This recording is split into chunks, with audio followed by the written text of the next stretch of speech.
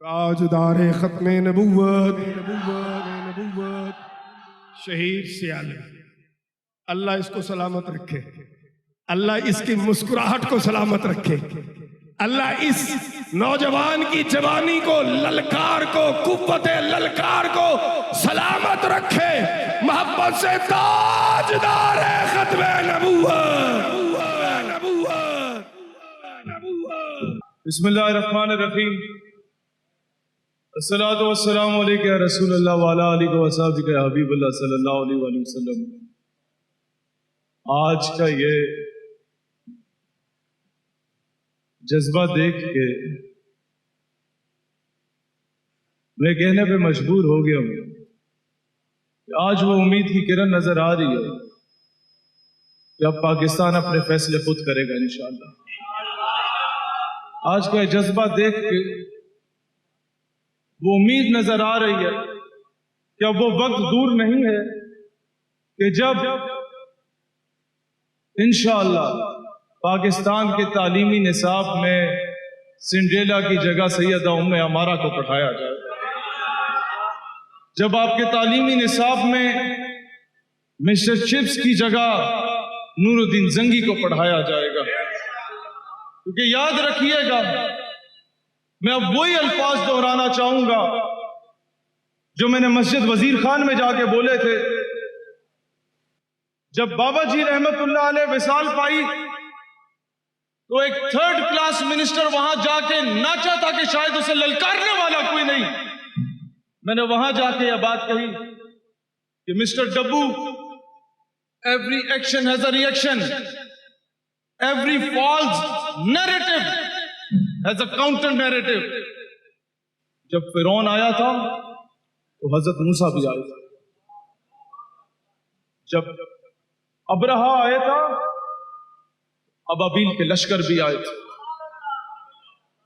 جب مرحب آیا تھا تو حیدر کرار بھی آئے تھے، جب مسیلمہ کذاب آیا تھا تو صدیق اکبر بھی آئے تھے، جب جنرل رچرڈ آیا تھا تو صلاح الدین ایوبی بھی آئے تھے، جب راجپال آیا تھا تو غازی علم الدین بھی آیا تھا، جب سلمان تحصیر آیا تھا تو ممتاز قادری بھی آیا تھا، جب پشاور کے ہائی کورٹ میں وہ ملون آیا تھا تو غازی فیصل بھی آیا تھا، جب امریکہ آیا تھا تو ملا عمر بھی آیا تھا، اور تاریخ کے اوراق پلٹ کے دیکھو جب فرانس کا وہ ملون آیا تھا تو خاتم حسین رضوی لبیک لبیک یا رسول اللہ، لبیک لبیک لبیک یا رسول اللہ، لبیک لبیک لبیک یا رسول اللہ، لبیک لبیک لبیک یا رسول اللہ، لبیک لبیک لبیک یا رسول اللہ، لبیک لبیک لبیک یا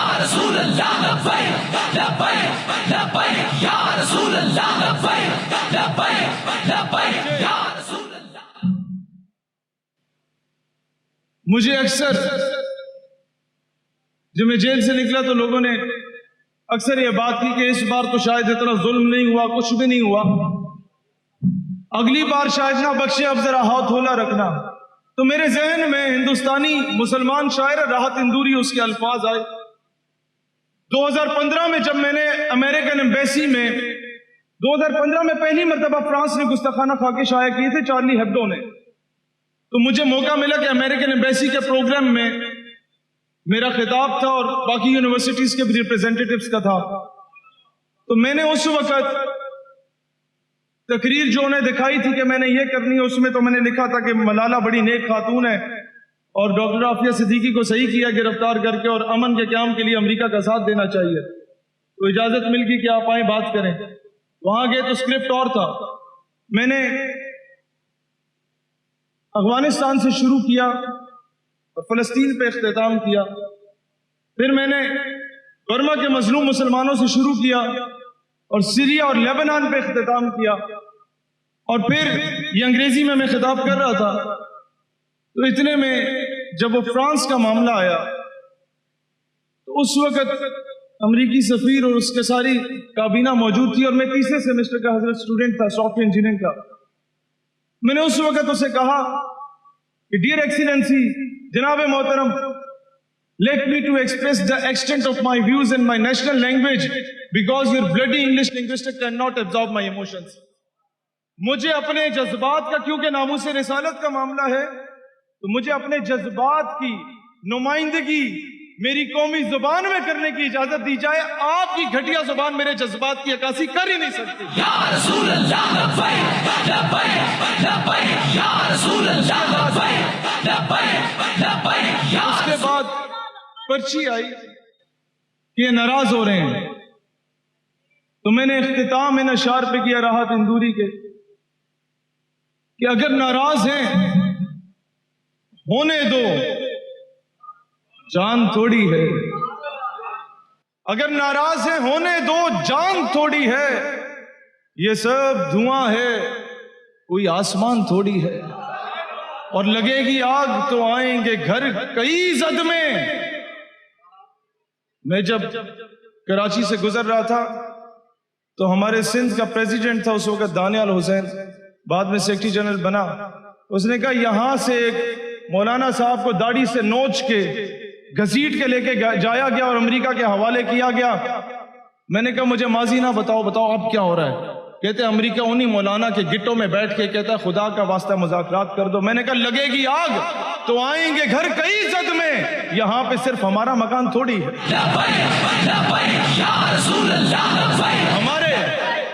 ہمارے منہ سے جو نکلے وہی صداقت ہے. ہمارے منہ میں تمہاری زبان تھوڑی ہے. اور جو آج صاحب مسند ہیں مسٹر ڈبو, مسٹر فواد چودھری, جو آج صاحب مسند ہیں کل نہیں ہوں گے. جو آج صاحب مسند ہیں کل نہیں ہوں گے. کرائے دار ہیں ذاتی مکان تھوڑی ہے. اور سبھی کا خون ہے شامل یہاں کی مٹی میں, کسی کے باپ کا پاکستان تھوڑی ہے. دوستان ذی وقار, میں آج صرف ایک بات کرنا چاہوں گا آپ لوگوں کے سامنے کہ یہاں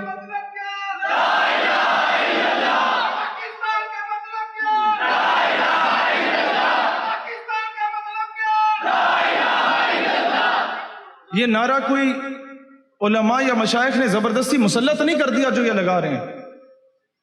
جب قائد اعظم سے پوچھا گیا, جو لوگ کہتے ہیں بڑا کوئی سیکولر یا بڑا کوئی لبرل سارٹ آف اسٹیٹ وہ چاہتے تھے,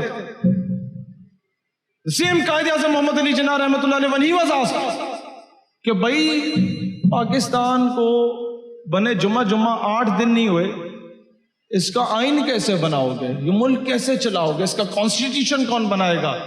قائد اعظم نے جواب دیا کہ جناب who am I to create the constitution of Pakistan?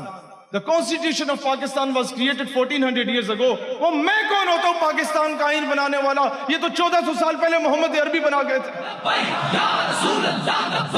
Whatsoever is written in the Holy Quran, it is the constitution of Pakistan. جو کچھ قرآن میں لکھا ہے یہ پاکستان کا آئین ہے. یہ وہ ریاست ہے جو قائد اعظم چاہتے تھے, لیکن افسوس کے ساتھ کہنا پڑ رہا ہے کہ اس نظریے کو امپلیمنٹ نہیں ہونے دیا گیا. اس کی وجہ کیا ہے کہ لبرل لابی ہر پولیٹیکل پارٹی میں سٹرونگ ہے, آپس میں ویل کنیکٹڈ ہے. رمیش کمار ایک ہندو آپ کا وزیر ہے مائنورٹیز کا, وہ قرارداد پیش کرتا ہے کہ شراب نوشی, اب اسے سمجھو, شراب نوشی پہ پابندی عائد کی جائے. ایک ہندو کہہ رہا ہے اور وہ قرارداد متفقہ طور پہ نامنظور ہو رہی ہے کیونکہ آپ کی تینوں بڑی جماعتوں میں پیپلز پارٹی, پی ٹی آئی اور نون لیگ میں لبرل لابی سٹرونگ تھی اور آپس میں ویل کنیکٹڈ تھی. اب وہی رمیش کمار ایک قرارداد پیش کرتا ہے کہ 18 سال سے کم عمر بچے کی شادی پہ پابندی عائد کی جائے. اب علماء بہتر جانتے ہیں کہ قرارداد درست نہیں ہے لیکن متفقہ طور پہ منظور ہو رہی ہے. تو جب تک, کیونکہ ہم لوگ جہاں پر آتے ہیں جہاں اتنے خوبصورت چہرے بیٹھے ہوتے ہیں تو وہ فرشتے کاغذ پہ لکھنے کے لیے ضرور آتے ہیں. میں ان فرشتوں کے ذریعے ان کے بڑوں کو پیغام پہنچانا چاہتا ہوں کہ جناب اس وقت آپ لوگوں کو یہ دیکھنا ہوگا کہ قائد اعظم نے جب ذکر کیا تھا کہ میری جیب میں کچھ کھوٹے سکے موجود ہیں لیکن میری مجبوری ہے کہ میں ان کو ساتھ ملا کے چلوں کیونکہ انہیں پتا تھا کہ وہ ٹیوبرکلوسس کی بیماری انہیں لاحق ہے. لیکن بعد میں وہ جب ان کا انتقال ہوا تو وہی کھوٹے سکے تھے جنہوں نے پاکستان کو ہائی جیک کر لیا. مرزا قادیانی کو لانچ کرنے کی وجہ کیا بنی؟ 1857 کی جنگ آزادی کے بعد جب انگریز نے یہ دیکھا کہ یار یہ مسلمان کے گھر میں بھوک ہے، پیاس ہے، فاقے ہیں، کھانے کو کچھ نہیں ہے، پہننے کو اچھا کپڑا کچھ نہیں ہے، بچوں کو تعلیم دلوانے کا پیسہ کچھ نہیں ہے، لیکن غیور اتنا ہے کہ موت سے نہیں ڈرتا. کھائیاں بیلچے لے کے نکل آتے ہماری چوکیاں تباہ کرنے. وہ فاقہ کش کے موت سے ڈرتا نہیں ذرا. How to defeat that sort of a Muslim. وہ فاقہ کش کہ موت سے ڈرتا نہیں ذرا. روح محمد اس کے بدن سے نکال دو، صرف تب تم جا کے اسے شکست دے سکتے ہو. پھر فکر عرب کو دے کے فرنگی تخیلات، یہ عرب شیخوں، نوابوں، وڈیروں کے بچوں کو عورت و شراب کا عادی بنا دو اور اسلام کو حجاز و یمن سے نکال دو. آج یہی ہو رہا ہے، سعودی یمن وار. اور پھر اغوانیوں کی غیرت دی کا ہے یہ علاج کہ ملا کو ان کے کوہ دمن سے نکال دو. ہو چکا. اب ہوا کیا کہ دو نیریٹو پہ مرزا قادیانی کو لانچ کیا گیا. نمبر 1 عشق مصطفیٰ کی طرف مسلمانوں کے سینوں سے نکالو، اینڈ نمبر 2 جہاد کی اس تڑپ کو مسلمانوں کے سینوں سے نکال دو. جہاد میں نفس بہت اچھا جہاد ہے، باقی دوسرا والا جہاد نہیں. آپ آج ڈاکٹر عافیہ صدیقی کا ذکر کریں تو کہتے ہیں او یار پہلے خود کو بہتر کرو، تہجد گزار بنو، اپنا حلیہ بہتر بناؤ، پھر عافیہ صدیقی کی بات کرو. بندہ اس سے پوچھے کہ تمہاری بہن کو کوئی اغوا کر کے لے جائے تو تم پہلے 40 دن تبلیغی دورے پہ جاؤ گے، پھر جا کے بہن کو واپس لاؤ گے. اور نادا گر گئے سجدے میں جب وقت قیام آیا. بیچ کر تلواریں خرید لیے مسلح ہم نے، بیٹیاں لٹتی رہی ہیں، ہم دعا کرتے رہے. دوستان ذی وقار، آج اس نیریٹو کو سمجھنے کی ضرورت ہے کہ جس کے ذریعے آپ کو بار بار وقت کا حاکم کہتا ہے کہ جو بارڈر پہ جائے گا وہ ملک سے غداری کرے گا، جو بارڈ وائر کشمیر کے LOC پہ لگا دی جاتی ہے، یہ انڈائریکٹلی مرزا قادیانی کا نیریٹو جو کہتا ہے 84 سے 90 کتابیں میں نے لکھی ہیں جو میرے نام سے شائع ہیں، اور جہاد کے خلاف اتنی کتابیں لکھی کہ کئی لائبریریاں بھری جا سکتی ہیں، جو کئی کتابیں اس کے نام سے شائع نہیں ہیں، مختلف ناموں سے شائع ہو کے ہمارے اندر انکلکیٹ کی گئیں. تو لٹریچر کا مقابلہ لٹریچر سے کیا جائے. علماء کی طویل فہرست آپ کے پاس موجود ہے. ملک کی خدمت کرنا چاہتے ہو، نظریے کی خدمت کرنا چاہتے ہو، میں جذباتی باتوں سے ہٹ کے بات کروں گا. آج ان کے پاس آئے انہوں نے کہ حضرت ایک صفحے پہ ہمیں لکھ کے دے دیں ختم نبوت کے بارے میں اتنا کہ ایک عام یونیورسٹی کا لڑکا جو کچھ نہیں جانتا وہ سمجھ جائے پڑھ کے، اور 1000 روپے کی انویسٹمنٹ کر کے اس کی 1000 فوٹو کاپیز کر کے یونیورسٹی آف لاہور کے باہر تقسیم کرو. اگلے دن پینٹ کوٹ اور ٹائی پہن کے پنجاب یونیورسٹی کے باہر تقسیم کرو. اگلے دن University of Engineering and Technology UET Lahore کے باہر تقسیم کرو. آپ معاشرے کو پروڈکٹ کی صورت میں مستقبل کا ایک انجینئر، ڈاکٹر، آرمی آفیسر، وکیل وہاں پہ بیٹھا ہوا ہے، ہم نے اس کو نظر انداز کیا. پیر کرم شاہ لذری رحمت اللہ علیہ کہتے تھے کہ 250 ہم خیال میں پنکھے کے نیچے بیٹھ کے یہ بات کرنا مشکل نہیں ہے. ATI انجمن طلبہ اسلام کی کیوں ہمیشہ ان لوگوں نے دست شفقت رکھا؟ وہ کہتے کالجز اور یونیورسٹیز میں جا کے یہ بات کرنا یہ مشکل کام ہے، دیریوں کے سامنے جا کے یہ بات کرنا. تو نوجوانوں سے میں کہتا ہوں، آپ لوگوں کا تعلق کسی بھی جماعت سے، نظریہ should be at the first priority, ideology should be at the first priority. اور اس نظریے کو لے کے اپنے یونیورسٹیز اور کالجز میں جائیں. اور ایک اور چیز میں مختصر کرتا ہوں جو بہت امپورٹنٹ ہے، آج میں مختلف تھنک ٹینکس کے ساتھ یہ چیزیں رستے میں ڈسکس کرتا آیا ہوں، جو اس قوم کو پتہ ہونا ضروری ہے کہ ہم لوگوں کو صرف 1-2 چیزوں پہ لگا کے حاکم وقت کس طریقے سے آپ کا سودا کر رہا ہے وہ چیز ضرور آپ دیکھ لیجئے کہ آپ لوگوں کے اسٹیٹ بینک کو IMF کے سپرد کر دیا گیا ہے. ایک نیا وائس رائے آ چکا ہے انڈائریکٹلی. ایسٹ انڈیا کمپنی جو ہندوستان میں آئی تھی قبضہ کرنے کے لیے، وہ ایسٹ انڈیا کمپنی انڈائریکٹلی آپ کے پاکستان میں تشریف لا رہی ہے اس طریقے سے. اور اس کے بعد کیا ہوگا کہ آپ کی ایکسپورٹس پہ ملک سے باہر جو سامان آپ بھیجنا چاہیں گے اس پہ پابندی عائد ہو جائے گی. جس سے آپ کا کوئی زر مبادلہ آئے گا، اور آپ کی اکانومی جتنا گرے گی، جتنا آپ مقروض ہوں گے. بادشاہی مسجد آپ کی گروی رکھی ہوئی ہے، جس میں حضور علیہ الصلوۃ والسلام، حضرت امام علی علیہ السلام اور حضرت امام حسین رضی اللہ تعالیٰ عنہ کے تبرکات موجود ہیں. اور یہ بھی خبر سننے کو ملی تھی پہلے کہ حضور علیہ الصلوۃ والسلام کا نالین مبارک وہاں موجود نہیں ہے جو پہلے موجود تھا. وہ بادشاہی مسجد گروی رکھی ہوئی ہے. آپ کے انٹرنیشنل ایئرپورٹس گروی رکھے ہوئے ہیں، آپ لوگوں کی موٹر ویز گروی رکھی ہوئی ہیں. یعنی کہ آپ کا ملک انڈائریکٹلی بیچ دیا گیا ہے.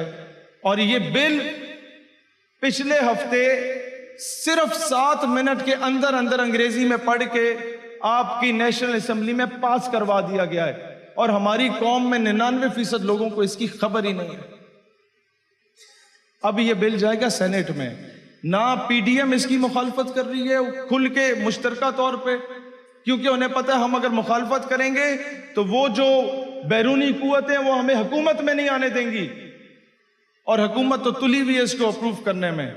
اور دوسرا کام کیا ہوگا، وہ یہ ہوگا دوستان ذی وقار کہ نائجیریا میں 2.5 ملین بیرلز ہیں آئل کے جو ڈیلی بیسس پہ نکالا جاتا ہے، نیچرل ریسورسز. جتنا کویت کی معیشت ہے اتنی نائجیریا کی ہے، لیکن اس کی عوام بھوکی ننگی پیاسی مر رہی ہے. کیوں؟ کیونکہ حکمران چور بیٹھا ہوا ہے، وہ انگریزوں کے کتے نہلانے والے بیٹھے ہوئے ہیں. تو آپ کی جو نیچرل ریسورسز ہیں بلوچستان کی، سندھ کی، آپ کے پنجاب کے کئی علاقوں کی، اسپیشلی یہ پنڈی گھیب ریجن کی، یہ ساری بعد میں آئی ایم ایف کے زیر تحت گروی رکھوا دی جائیں گی دوستان ذی وقار. اور ہم لوگ صرف نعرے لگاتے رہ جائیں گے اور وہ آپ کا پورا ملک لوٹ کے کھا جائے گا. یہ چیزیں آج کوئی بھی پولیٹیکل پارٹی یا کوئی بھی آپ کو لیڈرشپ سامنے آ کے نہیں رکھ رہی. میں صرف ایک بات کہنا چاہوں گا کہ خود کو مینٹلی پریپیئر رکھو، اس سے پہلے کہ آپ کے ملک کو یہ لوگ گروی رکھ دیں. ہمیں اگلے اعلان کا انتظار کیجئے گا کہ یہ چیز ہم رکوائیں گے سینٹ میں جانے سے پہلے، اور ہمیں اگر اسلام آباد کا رخ کرنا بھی پڑا تو آپ لوگوں نے ساتھ دینا ہے. اگر پاکستان، اور اس میں جو پہلا، یہ یاد رکھیے گا یہ ساری سازشیں ہو رہی ہیں کہ پاکستان ایک نیوکلیئر سٹیٹ ہے، اس کو ڈی سٹیبلائز کرنے کے لیے. پاکستان واحد ریاست ہے امت مسلمہ میں جس کے پاس ایٹامک پاور موجود ہے، اسے ڈی سٹیبلائز کرنے کے لیے، وہ ایٹمی قوت ہم سے ختم کرنے کے لیے. اس کے بعد کوئی بھی آ کے چڑھ دوڑے پاکستان پر. تو یہ ساری چیزیں ہو رہی ہیں، اس سے آگاہ رہنا ضروری ہے. خود کو نالجیبل بنائیں، ان چیزوں کے بارے میں سمجھیں کہ دنیا میں چل کیا رہا ہے اور دنیا کو کس طریقے سے شٹ اپ کال دینی ہے، اور اپنے حکام بالا کو بکنے سے کس طریقے سے روکنا ہے. یہ ساری چیزیں سمجھنے کی ضرورت ہے. اور آخری قرارداد میں اس ایوان میں پیش کرنا چاہتا ہوں. اگر آپ چاہتے ہیں کہ پاکستان میں قادیانیت یا کوئی اور فتنہ یا پاکستان سے غداری ختم ہو، تو ایک چیز یہاں سے منظور ہو، اور اس کو انشاءاللہ اسمبلیوں تک منظور کروائیں گے اپنے لائک مائنڈڈ لوگوں سے، کہ کوئی بھی، یہ حضرت میرے بعد خطاب کریں گے اس چیز کو، وہ بہتر انداز میں آپ کو سمجھا سکتے ہیں کہ 19 گریڈ اینڈ ابو رینک کا کوئی بھی آفیسر یا کوئی بھی ایم این اے یا کوئی بھی ایم پی اے یا منسٹر، اس کے بچے جب وہ ڈیورنگ ڈیوٹی ہوتا ہے، آن ڈیوٹی ہوتا ہے، ملک سے باہر نہیں پڑ سکتے. پہلا قانون یہ پاس کروایا جائے. میں اگر منسٹر ہوں اور میرے بچے امریکہ میں پڑھ رہے ہیں تو میں امریکہ کو آنکھیں نہیں دکھا سکتا. میں اگر وزیر اعظم ہوں تو میرے بچے بے شک اسلامک اسٹڈی پڑھیں لیکن برطانیہ میں اگر پڑھیں گے تو میں ملکہ برطانیہ کو آنکھیں نہیں دکھا سکتا. مسٹر خان سمجھ لیں اس چیز کو. اور میں انڈیا سے کیسے جنگ لڑوں گا جب میرے بچوں کا کاروبار ہندوستان میں چل رہا ہے. اور دوسری قرارداد، یہ تمام 19 اینڈ ابو گریڈ کے آفیسرز چاہے کسی بھی محکمے کے ہوں، MNAs, MPAs اور سینیٹرز، اپنی ریٹائرمنٹ کے بعد ملک کے باہر جا کے شفٹ نہیں ہو سکتے، اور امریکہ میں تو بالکل بھی نہیں. یہ قرارداد آپ کی منظور ہو جائے دوستان ذی وقار، یہ چیزیں واہ واہ کرنے والی نہیں ہیں، لیکن اگر یہ منظور ہو جائے متفقہ طور پہ تو پاکستان سے غداریاں ختم ہو جائیں گی. اللہ تعالیٰ دین اسلام اور وطن عزیز پاکستان کا حامی و ناصر ہو. پاکستان ہمیشہ زندہ باد. پاکستان کا مطلب کیا؟